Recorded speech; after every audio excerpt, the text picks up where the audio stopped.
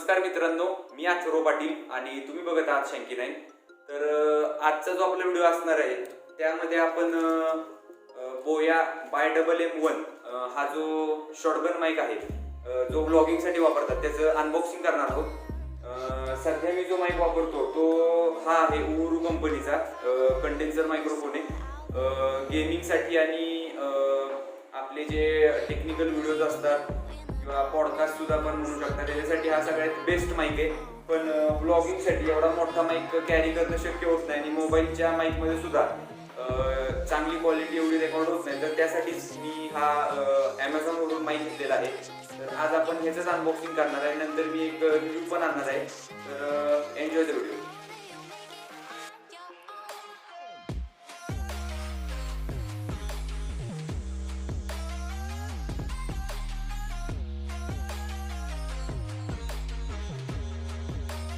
तर हा अशा प्रकारे आपल्याला बॉक्स बघायला मिळतो। इथे दिलेला आहे compatible with smartphone, tablet, laptop, camera. त्याच्यानंतर मागे याचे थोडे स्पेसिफिकेशन्स दिलेले आहेत। तर ह्याची जी प्राईस इथं मेन्शन केलेली आहे ती 2995 आहे, पण ॲमेझॉनवरून हा तुम्हाला साधारणतः 1600 ते 2000च्या रेंजमध्ये बसेल। तर आपण आता उघडूयात बॉक्स आणि बघूयात काय बॉक्स कंटेंट्स।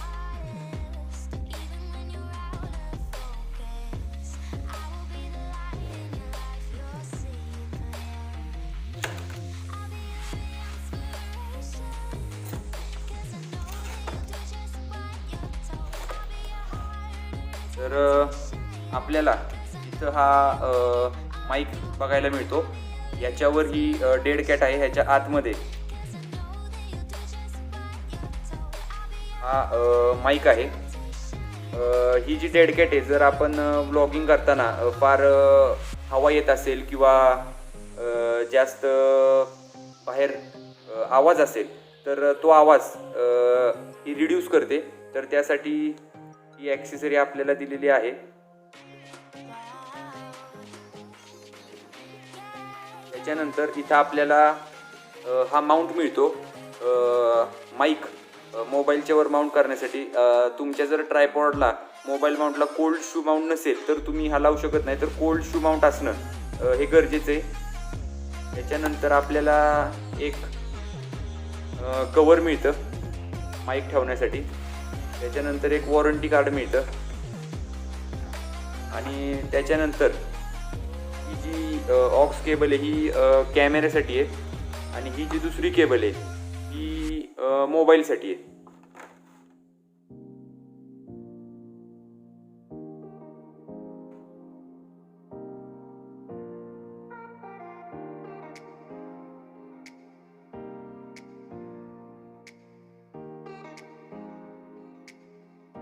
तर हा जो माउंट आहे हा इथं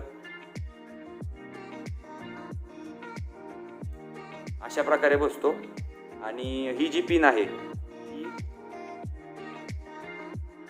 अशा प्रकारे इथं बसती। हा जो दुसरी ऑक्स केबलचं हे जे टोक आहे आपल्या मोबाईलमध्ये बसतं। तर मी थोडं ऑडिओ सॅम्पल पण तुम्हाला ऐकवणार आहे। मित्रांनो, आता जी तुम्ही ऑडिओ क्वालिटी ऐकत आहात ती माझ्या मोबाईलच्या मायक्रोफोनमधून रेकॉर्ड झालेली आहे आणि ह्याच्यानंतर जो तुम्ही ऑडिओ ऐकाल तो बोया ByM1 मध्ये रेकॉर्ड झालेला असेल। मी माईक व्यवस्थित सेटअप केलेला आहे, मोबाईलला कनेक्ट पण आता करणार आहे।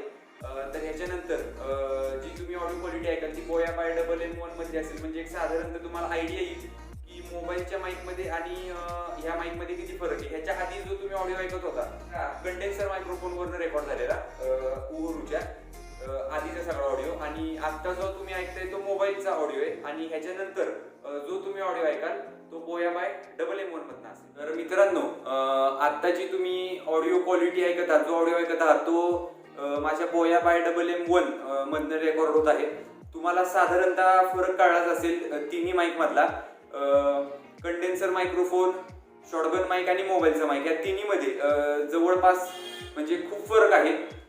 तुम्हाला थोडी आयडिया आलीच असेल। लवकरच मी एक व्हिडिओ घेऊन येत आहे व्लॉगिंग सेटअपचा, बेस्ट मोबाईल व्लॉगिंग सेटअप ज्यामध्ये तुम्हाला काय काय ॲक्सेसरीज लागतील. मिनिमम बजेटमध्ये तुम्ही सगळ्यात जास्तीत जास्त चांगला मोबाईल लॉगिंग सेटअप कसा बनवू शकता.